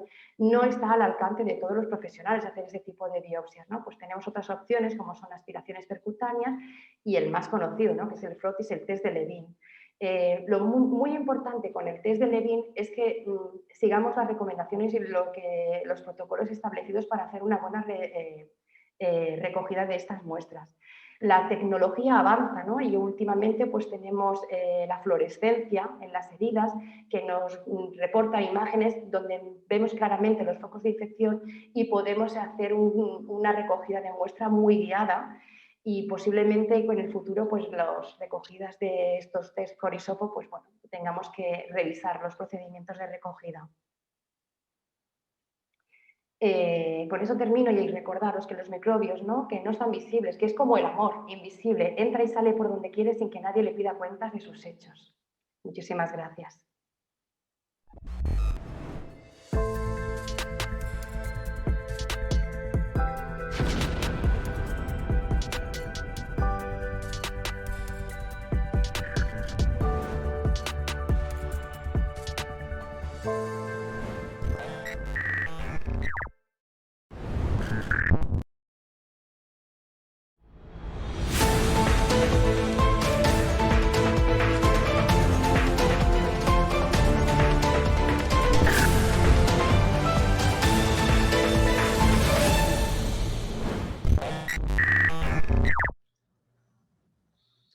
Bien, vamos ya por el tercer pilar, el pilar del biofilm. El biofilm tenemos que arrollarlo. Si hiciéramos el símil con esta impresionante alfombra persa, podríamos pensar que lo que se acumula, bueno, muchas veces en casa, debajo de las alfombras, entre otras cosas, muchas veces es suciedad. Pero también es verdad que una alfombra de estas características, su valor, su importancia pasa por la cantidad de nudos que son imperceptibles al ojo humano. Pero no por ello va a dejar de ser impresionante y, bueno, si hacemos el símil también con la biopelícula, pues podemos entender que hay muchas cosas de la biopelícula que no vamos a ver. Como muy bien ha definido Carmen la biopelícula, ella ha cogido una definición, en nuestro caso utilizamos la del documento que hay del manejo del biofilm del 2016 de la Unión Mundial. Bueno, igual que ha dicho ella, una comunidad estructurada de microbios con diversidad genética y expresión genética variable que crea comportamientos y defensas para producir una infección crónica, una infección sostenida en el tiempo. Esas biopelículas se van a caracterizar normalmente porque tienen una tolerancia a los antibióticos, a los biocidas y van a permanecer protegidos de la inmunidad del huésped, quiere decir que no se van a ver afectados. Bueno, nosotros a nivel macro podemos ver esta gelatina encima de esa lesión, que una vez que hemos retirado, pues debajo podemos ver un tejido de hipergranulación. Pero esta biopelícula aparecería en el momento que nosotros hemos dejado de actuar sobre esa película. Tenemos una biopelícula madura, ¿no? Si lo viéramos al microscopio, podríamos ver esos nudos, esos entresijos de la biopelícula, cómo se entrelaza dentro de lo que es el hecho de la lesión. Esta fotografía a nivel de microscopio electrónico, la verdad que es impresionante. Pero, ¿cómo se va a desarrollar esa biopelícula? Esa biopelícula, hay el modelo teórico, el que ya conocemos, sabemos cómo funciona, pero fijaros, en esta imagen, una imagen que en principio es una lesión que tiene unos bordes perilesionales que con un crecimiento epitelial sin problemas, y de repente en el borde distal nos encontramos un borde embolsado y justo debajo de ese acantilado una especie de gelatina. Si no actuamos rápidamente, posiblemente en cuestión de pocas horas o en 24 o 48 horas, todo el lecho esté cubierto por esa biopelícula. Según las últimas estimaciones, la presencia de la biopelícula puede rondar el 100% en las heridas de difícil cicatrización, y es una cosa que no tenemos que olvidar. A nivel teórico, la biopelícula pasa por una serie de etapas. A nivel platónico, como decía Carmen, en ese momento todavía la biopelícula puede ser reversible, pero llega un momento que la unión de esas microcolonias es el momento que nos genera esa biopelícula y es irreversible. Se va a generar esa sustancia polimérica extracelular que lo que va a proteger es a los microorganismos del sistema inmunitario y de los agentes antimicrobianos que pongamos, tanto a nivel tópico, incluso de los que ponemos a nivel sistémico. Llega un momento que se produce una proliferación celular, hay un crecimiento de maduración y hay una dispersión a nivel platónico otra vez, donde se vuelve a replantar otra vez esa biopelícula encima del lecho. Si esto es importante conocerlo para saber cómo puede desarrollarse la biopelícula, es quizás más importante el intentar identificar esta cronología. ¿Por qué es tan sumamente difícil abordarla para los profesionales? Y tenemos que entenderlo desde el punto de vista que ellos siguen una cronología y si yo me adelanto a esa cronología, posiblemente venceré. Fijaros, se adhieren a cabo de minutos. Esas microcolonias que aparecían normalmente quedan adheridas fuertemente en plazo de 2 o 4 horas. Estamos hablando de muy poco tiempo. Una vez que se ha desarrollado esa sustancia EPS, van a presentar cada vez más resistencias y llega un momento que son resistentes en 6 o 12 horas. Pero es que las colonias de biofilm maduras se van a excretar de forma platónica entre 2 y 4 días. Pero yo es que realizo un desbridamiento, una remolición de esa biopelícula, la interrumpo de forma mecánica y van a formar películas maduras en cuestión de 24 horas. Entonces, si yo no actúo, no me adelanto a esa formación, no voy a poder actuar, no voy a conseguir eliminar y romper ese pilar. ¿Qué consecuencias tiene para la herida? De una forma rápida, porque Carmen ya nos ha adelantado qué es lo que pasa con esa herida. Yo tengo una herida, con este caso, que tiene una biopelícula y tengo que pensar que voy a tener células tolerantes que les van a proteger delante de tratamientos tópicos, que hay una baja presión de oxígeno, que habrá una degradación de los factores de crecimiento, que no habrá una migración de células madre ni de queratinocitos, por supuesto, el deficiente riego sanguíneo, un difícil acceso de los antibióticos desde torrente sanguíneo. Por supuesto, las bacterias en este caso no van a ser sensibles a los antibióticos convencionales. Los neutrófilos y macrófagos no pueden acceder y van a morir. Un elevado contenido de enzimas y al final lo que voy a conseguir mantener si no actúo delante de esa biopelícula es una inflamación prolongada, muchas veces de baja intensidad o bajo grado, que no vamos a identificar como tal, igual que cuando tenemos una infección instaurada en que hay una inflamación evidente. En este caso es una inflamación que va a pasar desapercibida muchas veces al ojo humano. A nivel del diagnóstico, bueno, desde macroscopía, de diagnóstico molecular, a modelos de estudio de biofilm, a nivel de laboratorios es muy bonito porque fijaros, las fotos que hay son espectaculares, pero a nivel de cama, que es lo que nosotros necesitamos, de momento lo único que podemos contar son algoritmos clínicos de decisión y actualmente todavía no existe ninguna técnica diagnóstica para la detección de la biopelícula a pie de cama, pero ni tampoco para el diagnóstico rápido. Necesitamos un laboratorio y eso muchas veces no tenemos esas herramientas o esos recursos en nuestros centros o en el alcance donde trabajamos habitualmente. Dentro de lo que son los diferentes algoritmos publicados, hay dos que son los más famosos, el de Percival y el de Metcalfe, publicados prácticamente con un año de diferencia. Los dos prácticamente se basan en lo mismo. Nos van a hablar de indicadores visuales e indicadores indirectos. A nivel visual, ¿qué es lo que veo? Si hacemos una memoria de lo que nosotros identificamos delante de una biopelícula en una herida, posiblemente veremos que si yo intento desprenderla, se va a desprender de una forma rápidamente y de forma traumática, pero que va a persistir en la superficie a pesar de utilizar, por ejemplo, un desbridamiento enzimático. ¿Por qué? Porque en la biopelícula no hay colágeno. Si no hay colágeno, no podemos romper los puentes de colágeno, por ejemplo, con la colagenasa, que se va a producir muy rápidamente. Es que si yo dejo la cura 2 o 3 días, al tercer día esa película ya está otra vez formada. Y luego, a nivel indirecto, podemos ver que hay una respuesta de la herida es pobre a antibióticos o incluso a tratamientos sistémicos. La respuesta delante de apósitos que contengan antimicrobianos puede ser pobre o lenta, depende qué tipo de antimicrobiano, claro está.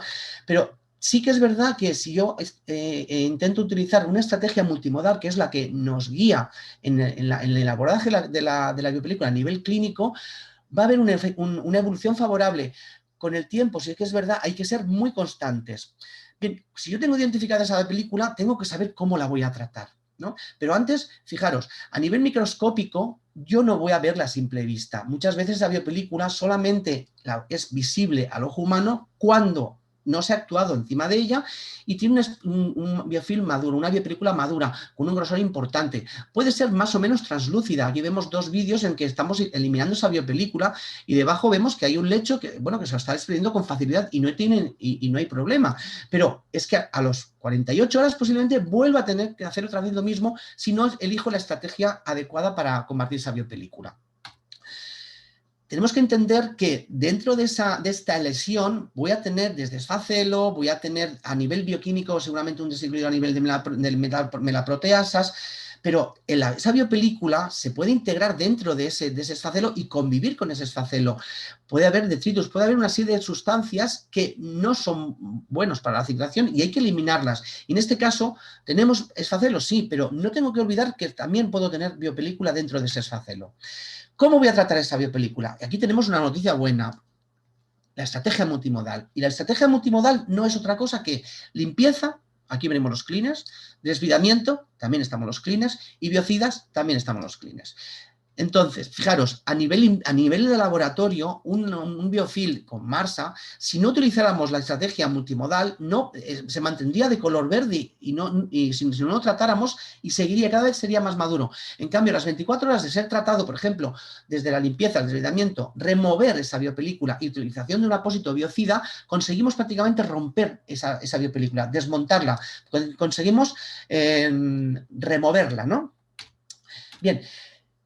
A nivel de resumen, a nivel físico, a nivel de desvidamiento, a nivel de antimicrobianos y estrategias antibiofil, a nivel físico, limpieza, pero no solamente limpieza en el lecho de la lesión, limpieza y el más allá de la lesión. Eso es importantísimo. A nivel de desvidamiento, lo fundamental, cuando hablamos de desvidamiento parece que todo tenga que ser traumático y cortar. No, estamos hablando de remover, estamos hablando de molición.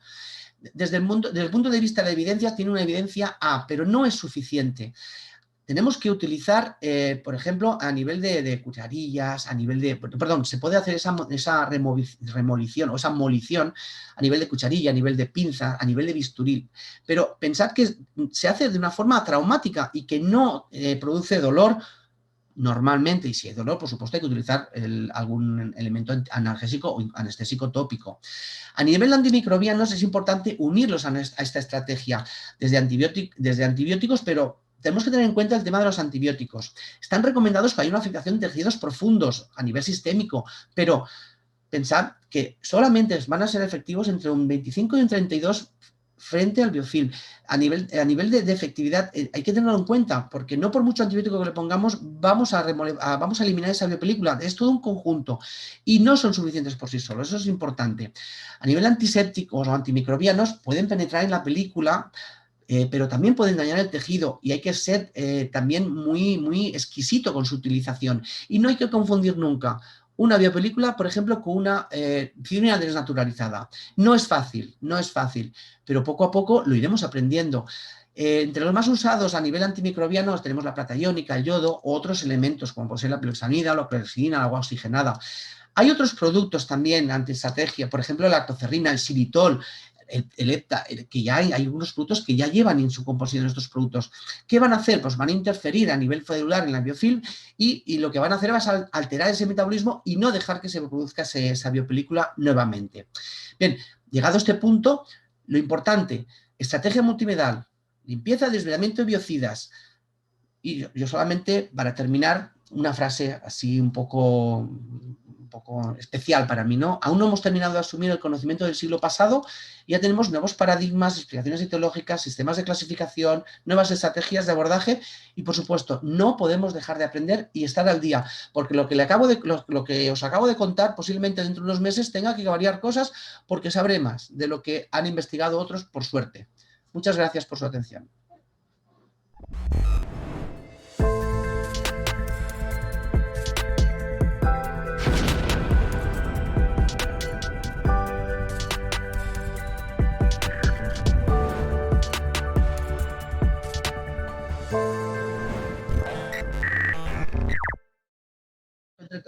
No te entretengas.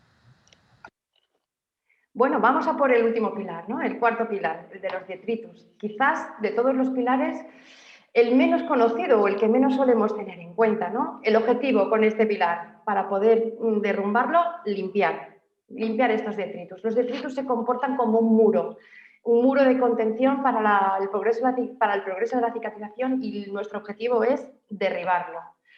¿Qué son detritus? ¿No? Pues detritus etimológicamente viene del latín y quiere decir desgastado.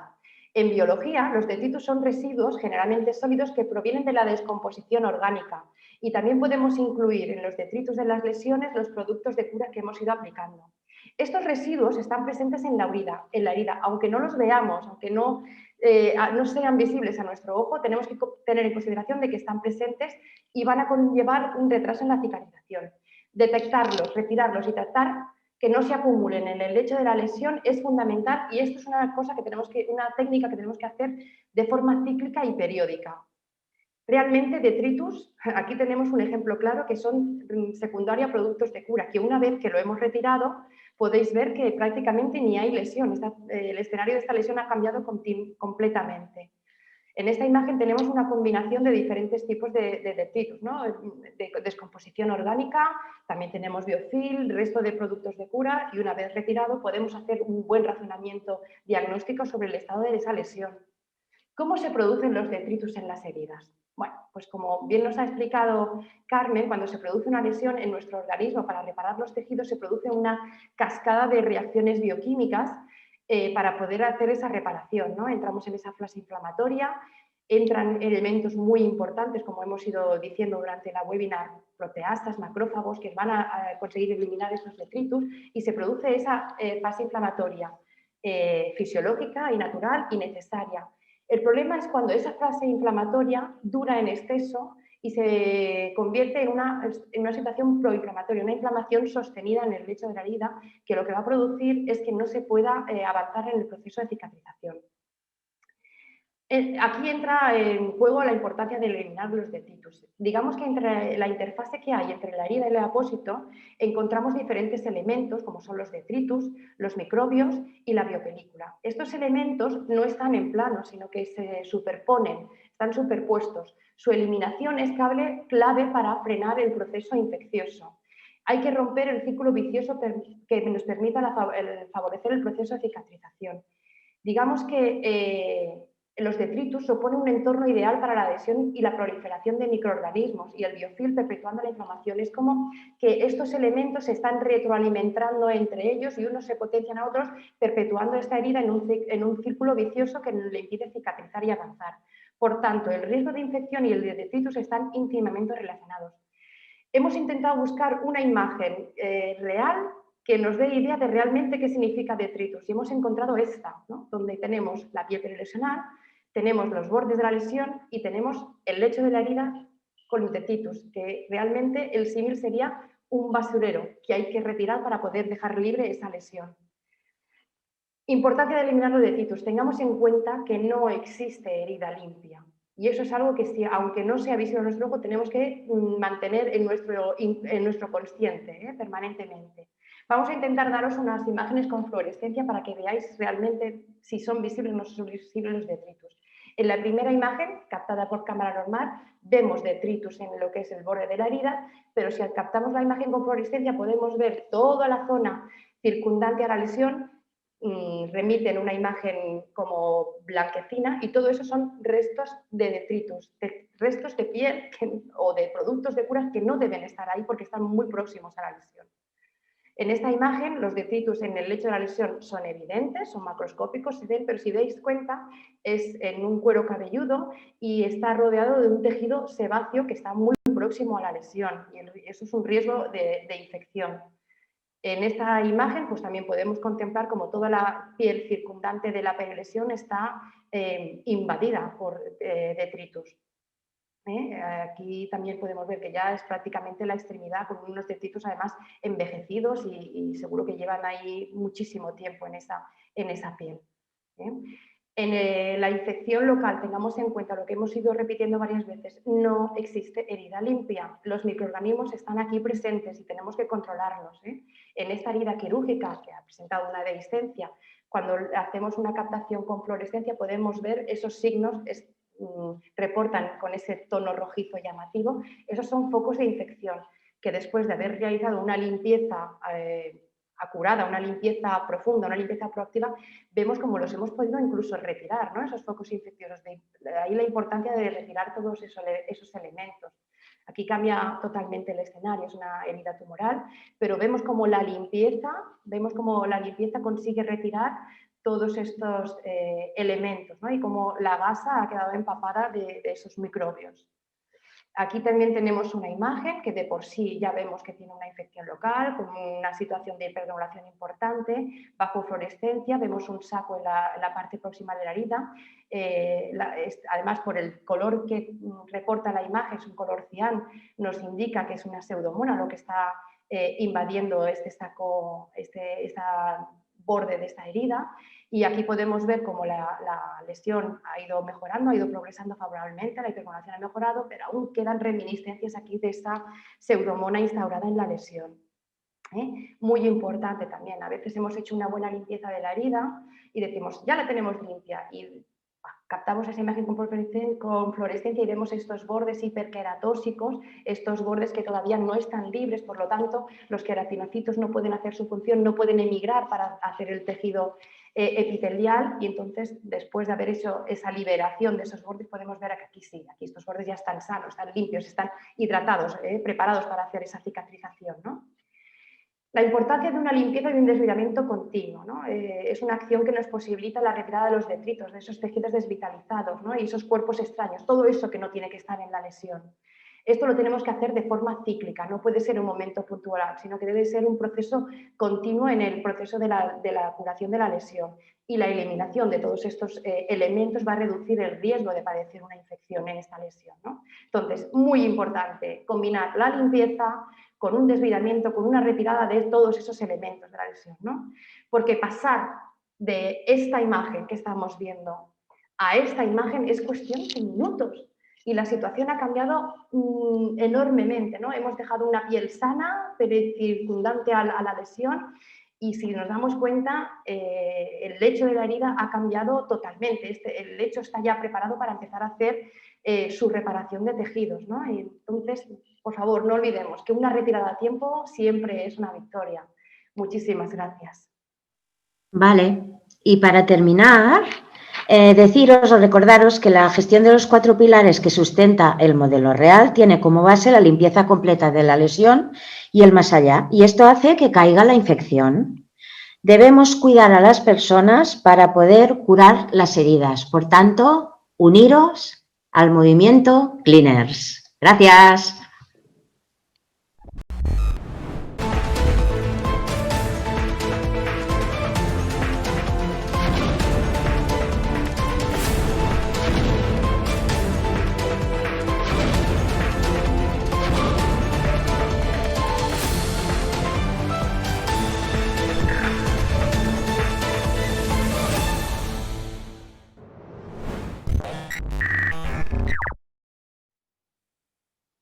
Bueno, maravillosa como siempre la intervención de los cleaners. La verdad, lo comentaba al principio, pero es brutal la energía que transmiten y la pasión que tienen, ¿no? por las heridas, fundamental. Y sobre todo por el concepto de la herida infectada y cómo poder dar solución a ellos. Genial. Ya conocemos esos 4 pilares: exudado, microbios, biofilm y, muy importante también, los detritus. Son los 4 problemas que nos vamos a encontrar en la herida infectada. Por ello, el modelo real, cuya base fundamental es la limpieza continua de la herida, es el abordaje perfecto para poder conseguir luchar contra la infección de las heridas y así conseguir cicatrizarlas cuanto antes. Aprovecho para daros las gracias a todos los ponentes, a Carmen, a Ana, a José Antonio y a Estrella. De verdad ha sido un lujo trabajar con vosotros, lo hacéis todo muchísimo más fácil. Y si os parece, comenzamos con la ronda de preguntas, que ha habido bastantes preguntas, con lo cual estamos muy contentos. Si os parece, yo os lanzaré las preguntas que se han ido realizando en función más o menos de para quién considere que debería ser, en función del tema que hoy habéis tratado, ¿vale? Así que vamos allá. Bueno, antes de nada me quedo con la primera pregunta, porque sí que han preguntado mucho si se podrá ver en diferido el evento, y sí, se podrá ver en diferido. Os mandaremos un mail con las instrucciones para poder volver a verlo, ¿vale? Y seguimos con la siguiente pregunta, que quizás yo creo que podría ir para José Antonio. ¿Cómo eliminamos el biofilm? Así, muy amplia, muy genérica. Yo creo que lo has explicado bastante, pero bueno, está bien volver a reforzarlo. Voy a volver a repetir lo mismo. Es que lo que he publicado hoy en día, sobre todo a nivel de pie de cama, insisto, a nivel clínico, es que tiene que pasar por esas 3 etapas: la limpieza, el aislamiento y los biocidas. Es que no hay más. No hay más. Hoy en día no hay más. Es que siento ser tan escueto, pero es que no hay más. No hay más. Pero sí, lo que no puedo hacer es saltarme una de las etapas, porque yo puedo ir a los biocidas, pero si me salto la limpieza y esa palabra de desbridamiento, vamos a hablar mejor de demolición, ¿no? Hay que demolerlo, hay que arrollarlo, ¿no? Igual que hablamos de los pilares, en los pilares arrollar el biofilm, vamos a arrollar esta biopelícula, igual que las imágenes que han salido que el biofilm estaba como arrollado en las imágenes, y eso es importantísimo. Limpieza, desbridamiento o arrollar, vamos a cambiar el nombre de arrollar como el pilar, y los biocidas, es fundamental.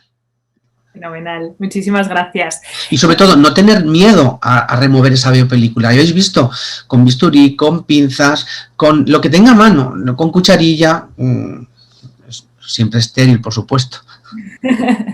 Perfecto, fenomenal. En temas de limpieza también hubo un par de preguntas bastante relacionadas. La primera, la limpieza con esponja no daña, ¿no? Y luego nos preguntaban, en tejido de granulación no es necesario limpiar con esponja jabonosa. Por ejemplo, que te tengo yo aquí muy cerca, Estrella, ¿qué nos podrías decir en cuanto a esto? Bueno, la esponja jabonosa en una situación de tejido de granulación yo quizás la utilizaría más porque la limpieza no la tenemos que centrar solo en el foco de la lesión, recordemos, más allá, ¿no? Entonces, esa esponja posiblemente la utilizaría para toda la piel circundante, ¿no? Para toda la extensión que está perimetral a esa lesión.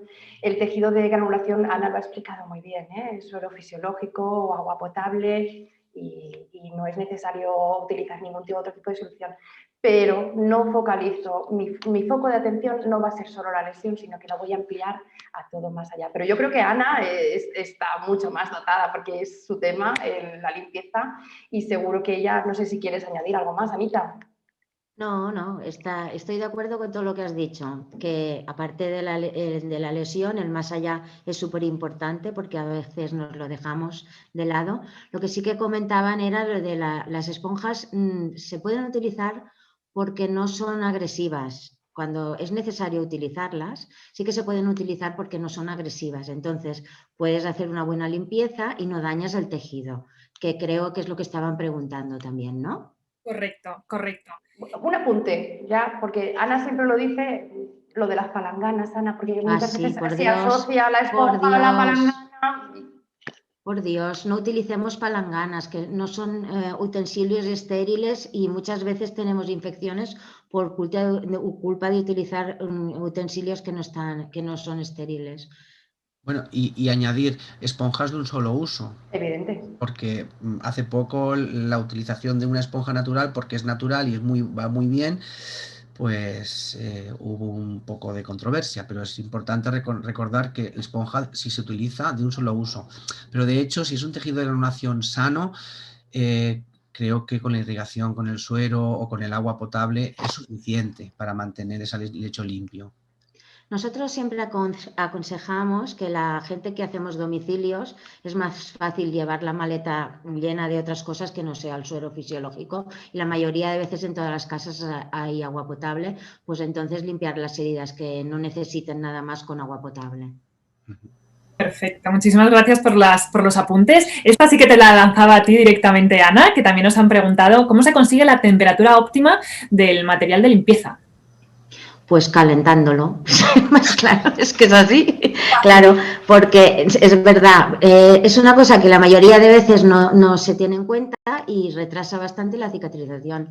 Yo, por ejemplo, en las heridas que utilizo agua potable, pues ya tienes agua calentita en la mayoría de casas o en la consulta, y si tienes que utilizar, a ver, no hace falta tampoco calentarlo mucho, pero en muchos centros tenemos microondas y tenemos utensilios para poder calentar un poquito, ¿no?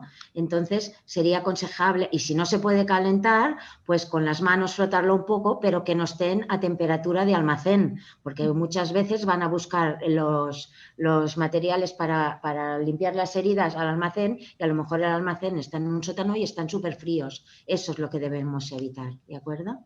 Perfecto, fenomenal. Esta para ti, Carmen, de hecho decían como que Carmen había comentado, ha dicho al principio que si hay biofilm, la llegada del antibiótico sistémico se va a ver limitada. ¿Ocurre lo mismo con el antibiótico tópico? Sí, Por desgracia ocurre exactamente lo mismo. Por el mecanismo es un poco diferente. El antibiótico sistémico tiene que llegar a través de los vasos. Si hay pocos vasos, pues va a estar poco irrigada la herida y no va a poder llegar. Pero la barrera con la que se va a encontrar va a ser prácticamente la misma, por dentro que por fuera. Es decir, se va a encontrar con esa capa de sopolisacáridos.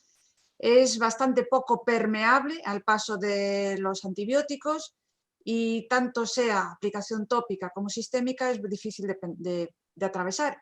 Es decir, supone una barrera a la velocidad también de entrada. Va a entrar pocas moléculas, va a entrar despacio, la concentración de agente antimicrobiano que se va a alcanzar en el lecho donde están viviendo las bacterias va a ser subterapéutica, va a estar por debajo de la concentración mínima inhibitoria de su crecimiento y esto les da tiempo a las bacterias a poner en marcha sus mecanismos de defensa. Entonces esos mecanismos de defensa hacen que se vuelvan resistentes y además pueden transmitir esa resistencia a su progenie, a sus hijas, con lo cual esas resistencias perduran en el tiempo, se va a hacer cada vez peor. Perfecto, fenomenal. Otra pregunta en relación a los detritus, luego también lo relacionaban con el biofilm, así que quien quiera, o Estrella o José Antonio, ¿cómo puedo saber entonces si la herida tiene detritus, el esfacelo es un detritus y qué relación tiene con el biofilm? No sé. Quien quiera. Detritus, ¿empiezo yo, Estrella? Sí, perfecto, José. Detritus va a haber en todo momento. En todo el proceso de cicatrización va a conllevar unos detritus que nos van a rellenar el lecho también, si no actúo sobre ellos. Los detritus están íntimamente relacionados con la formación de biofilm porque es un sustrato que va a ayudar a esa formación de película, va a potenciarla. Por lo tanto, si yo no limpio esa herida, y vuelvo a insistir con el mensaje que ha lanzado Estrella, que es muy importante, no existe herida limpia, por mucho que mi ojo lo vea limpio, no existe. No me puedo saltar el paso de la limpieza, eso es importantísimo. Y el detritus y la biopelícula están íntimamente ligados a esa infección muchas veces subclínica. No sé si quieres añadir algo más, Estrella. No, iba a comentar lo mismo, ¿no? Me remito a la imagen del estercolero, ¿no? ¿Cómo no va a aparecer una infección? ¿Cómo no va a aparecer progresar a esa situación tan degradada? Porque los detritus van a alimentar esa proliferación. Entonces entramos en ese círculo vicioso, ¿no? Entonces, como detritus va a conllevar infección, va a conllevar a la aparición de biofilm, bueno, pues es cíclico, ¿eh? Ya creo que en las ponencias tanto de José como lo que hemos ido comentando, pues se ha quedado bastante patente, ¿no? Que esta es la situación. Nunca demos por sentado que la herida está limpia, porque no lo está, ¿vale? Entonces siempre tenemos que actuar. Graduarnos, eso sí, ¿eh? Lo que hacemos es graduar nuestra técnica de limpieza a la situación. Yo quería comentar una cosa, es que tenemos que llegar a todos los profesionales, tenemos que pensar en modo cura. La cura no es aplicar un apósito en una herida. La cura es, el apósito es lo último que tienes que pensar que voy a aplicar encima de esa lesión. Antes hay un proceso, y ese proceso de cura, la cura es un proceso dinámico, es un proceso largo o no, depende de lo que consideres largo, pero hay una serie de pasos que no te los puedes saltar. Y eso es importante recordarlo. Otra cosa también que ya aprovecho, ¿no? Porque en las heridas de difícil cicatrización, estas heridas cronificadas, nos van a mostrar esos signos sutiles, esos cambios que son prácticamente imperceptibles. Mantener una continuidad en la gestión de esa cura es muy importante, porque si no es muy difícil poder detectar esos cambios, esos pequeños cambios que prácticamente a veces son microscópicos, que no sabemos si se van a producir si no estamos haciendo esa continuidad, esa valoración continua. Entonces abogo también, por favor, por mantener la continuidad en las curas, es importantísimo. Perfecto, fenomenal, muy importante, muy importante este punto. Otra de las preguntas, en los apósitos de plata, ¿cuanta más plata mejor? ¿Sí o no? No sé si quieres tu Estrella o cualquiera de los tres. Bueno, yo no es así. Yo creo que, José, si quieres comentarlo tú, porque él lo explica súper bien. Yo lo puedo explicar, pero es que José lo va a explicar, que lo vais a entender todo. Voy a intentar si me dejáis, voy a intentar ser escueto y no me voy a ir por las ramas a nivel bioquímico ni a nivel de laboratorio, aunque si queréis también me puedo ir, pero vamos. Lo importante del apósito de plata, plata no es solamente la cantidad de plata. Sí que es verdad que a nivel de laboratorio la efectividad de ese producto, que puede ser bactericida o antimicrobiano, va a depender de la reducción logarítmica que haga. ¿Qué es eso de la reducción logarítmica? Es Bueno, si tenemos 10 elevado a 6 y consigue en X tiempo bajar la carga a 10 elevado a 2, pues es una reducción logarítmica de 4. Todo lo que sea por encima de 3 le confiere una propiedad bactericida o antimicrobiana. Pero sí que es verdad que no solamente depende de eso. La efectividad de un apósito de plata va a depender también de esa liberación sostenida en el tiempo. Porque si yo tengo un apósito que me va a liberar la plata en 2 horas y luego va a estar 2 días que no va a liberar nada, pues tengo que valorar. No todas las platas actúan iguales ni todos tienen las mismas propiedades. Y eso es importante también tenerlo en cuenta. Perfecto, No súper sé si claro. quieres añadir alguna cosa más. No, muy bien, José, lo de las propiedades bactericidas y biocidas, y también, pues lo que muy bien, hay que saber ese apósito, esa plata, cómo se va a liberar, ¿no? Y si se adapta a las condiciones de ese lecho, a esa herida que tenemos, para saber si se va a hacer una descarga de plata o si realmente va a durar ese periodo que nosotros hemos proyectado de no hacer una nueva valoración de la lesión. Lo que está claro, Sí. lo que está claro que a nivel clínico nosotros tenemos que utilizar los apósitos de una forma, porque tenemos que hacer mucho caso de nuestro ojo, de nuestra observación, porque no estamos en laboratorio. Yo creo que aquí Carmen también nos podría dar la visión del laboratorio, que también nos enriquece, ¿no? Dentro del laboratorio, ¿qué pasa con los apósitos de plata? Sí, es una estrategia pues muy útil, pero como has comentado, pues también conviene saber pues durante cuánto tiempo va a ser útil esa estrategia, ¿no? Sobre todo si se tapa la herida, después se tarda en volver a mirar lo que ha ocurrido debajo, ¿no? Entonces sí hay que valorar pues cuánto tiempo esos sillones plata pues están haciendo efecto sobre la herida y previniendo el biofilm, que como has comentado, en muy pocas horas es capaz de recuperarse y volverse tan fuerte como era al principio. Y si me dejáis añadir una cosa que encuentro muy interesante, es que utilicemos los apósitos de plata con las presentaciones que son las adecuadas. Porque si el apósito de plata no toca al lecho de la herida, no está haciendo absolutamente nada. ¿Cuántas heridas tenemos cavitadas que tenemos el apósito encima y debajo no entra nada? Pues sobre todo tener en cuenta las presentaciones más adecuadas y saber lo que tenemos delante. Y otra cosa, si me permitís, ¿no? Algo que ya veréis como si los enfocan a mis compañeros van a echar una risita cuando yo diga que hay que evitar la superposición de conocimientos. Claro. ¿Ves? No por poner 5 apósitos de plata en la herida esto va a conseguir un efecto mayor, porque a veces te encuentras uno que contacta con el lecho, otro que está por encima, otro que... No es necesario, es malgastar recursos y yo creo que es una aberración lo que a veces se ve, ¿no? Hay una cosa que no ha salido, y yo creo que Rebeca nos va a cortar dentro de poco, pero yo quería sacarlo, porque parece raro que entre todas las personas que nos han estado escuchando, que por cierto, muchísimas gracias por compartirlo con nosotros, el tema del jabón hecho en casa, ¿no? Que es raro que no aparezca, ese jabón natural que está hecho, vamos, que es fenomenal. Y parece que nadie nos ha cuestionado, ¿no? El tipo de jabón voy a poner en esa herida. Tiene que ser un jabón hecho en casa. Bueno, supongo que alguien lo habrá preguntado o intentaremos dilucidar el por qué, ¿no? Jabón hecho en casa, no. ¿Por qué? Primero, porque es básico. Está hecho con sosa. Y nosotros, si lo ponemos en la piel tiene un manto ligeramente ácido que le confiere unas propiedades de defensa, un manto de defensa. Si yo modifico ese pH, ¿qué va a pasar? Que voy a quitar armas de defensa a esa piel. Y incluso hay que tenerlo en cuenta de cara a la infección en la herida. Hay líneas de investigación hoy en día sobre cómo afecta los cambios de pH a nivel de la infección. Y es importante tenerlo en cuenta. Si yo basifico ese lecho, posiblemente voy a potenciar que tenga más problemas de infección. Por ejemplo, una bacteria muy conocida por nosotros y que nos lleva de cabeza, la Pseudomonas aeruginosa, la controversia que hay en la utilización de ácido acético, no, sí, no. Bueno, quizás el efecto que tiene el ácido acético, aparte del efecto que puede tener, pueda matar gérmenes por el tema del ácido, sí que es verdad que nos va a cambiar ese pH en la lesión, nos lo va a acidificar y eso va a ayudar a cargarnos, si me permitís la expresión, ese germen de una forma local, de una forma... Otra cosa es cuando están tejidos profundos, ahí por mucho ácido acético, por mucha plata que pongamos, si no tenemos otros recursos no vamos a hacer nada y es importante tenerlo en cuenta. Cuidado con los productos alimentarios utilizados en las heridas, cuidado, porque no se usa, no está aconsejado su uso.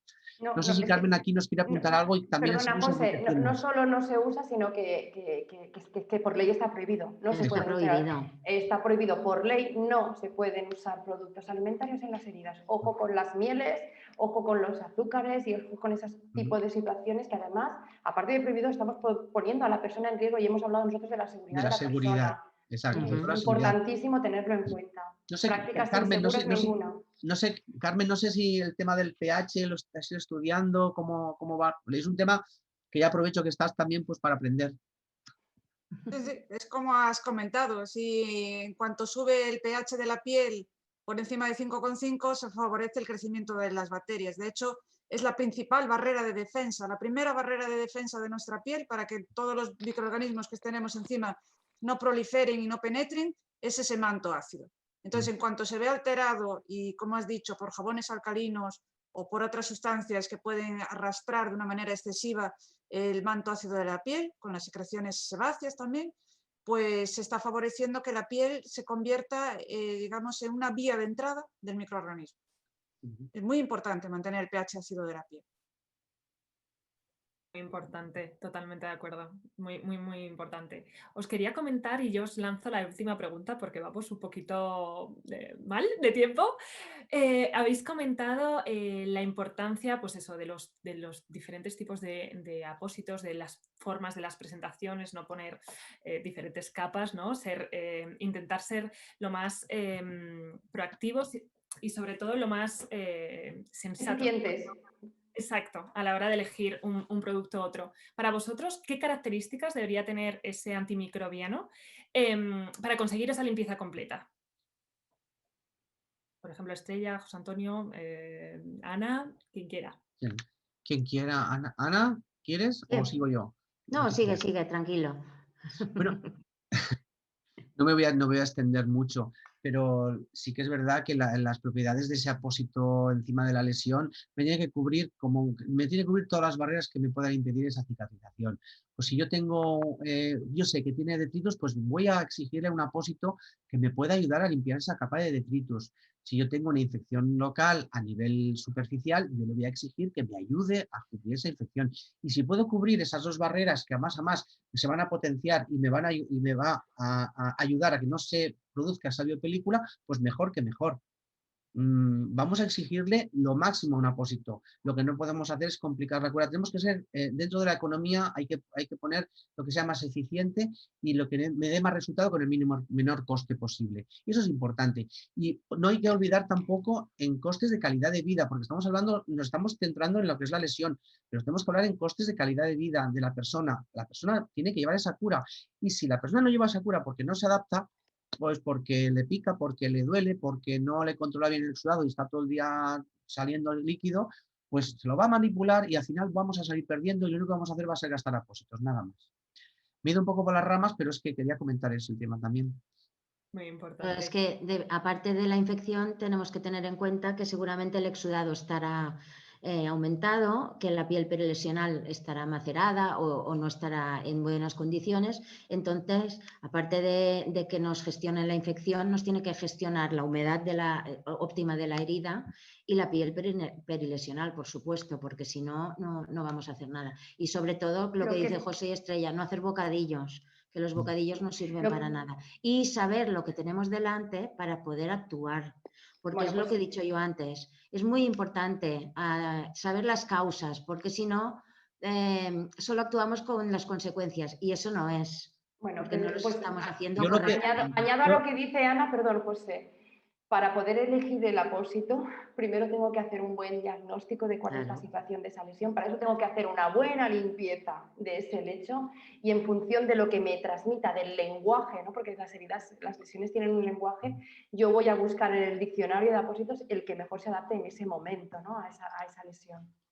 Y si me permitís, como estamos en el abordaje de la infección, yo a un apósito le voy a pedir que me ayude a regular el exudado, a eliminar los microbios, a arreglar la biopelícula y a limpiar los detritos. Exacto. Y todo eso, con la ayuda de los cleaners en la base, pues se acaba la infección. Todos juntos en el equipo cleaners. Totalmente. Fenomenal. Pues no sé si hay alguna pregunta más. Voy a actualizar un pelín, medio segundín. Nada, ahí estamos. Muchísimas gracias. Es increíble porque realmente cuando estás aquí dentro se pasa el tiempo volando, pero tiene todo un inicio y un final y ha llegado ese momento, el momento de las despedidas.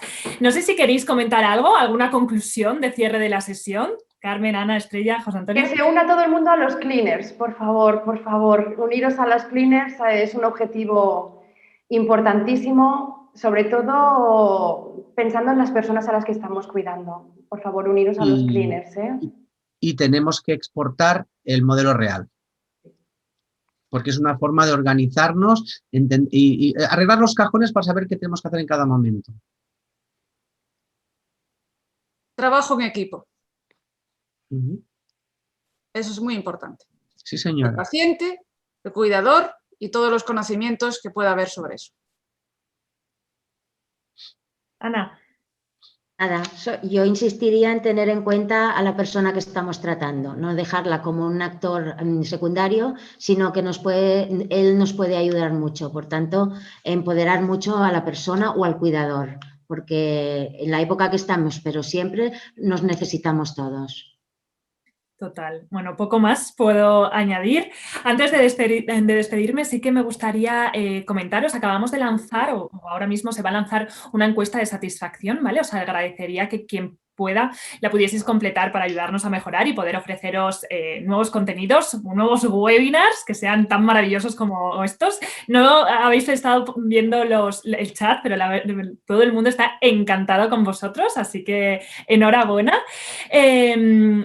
No obstante, os mandaremos también esta encuesta por mail para que nos ayudéis y podamos entre todos mejorar. Simplemente para cerrar la sesión, lo dicho, muchísimas gracias a todos los ponentes, es un gusto escucharos y es un gusto trabajar con vosotros y sobre todo muchísimas gracias también a todos los asistentes, muchas gracias de parte de Urgomedical por todo lo que hacéis ahora y siempre y por regalarnos este ratito de vuestro tiempo en compartirlo con nosotros y siempre buscando la mejoría y aumentar ese aprendizaje para ofrecer a los pacientes el mejor tratamiento que tengamos disponibles. Os iremos avisando de nuevas formaciones, pero solamente os digo que espero veros muy pronto porque llegan cosas muy, muy rápido. Así que nada más, muchísimas gracias y espero que paséis una buena tarde. Gracias a todos. Adiós, buenas tardes.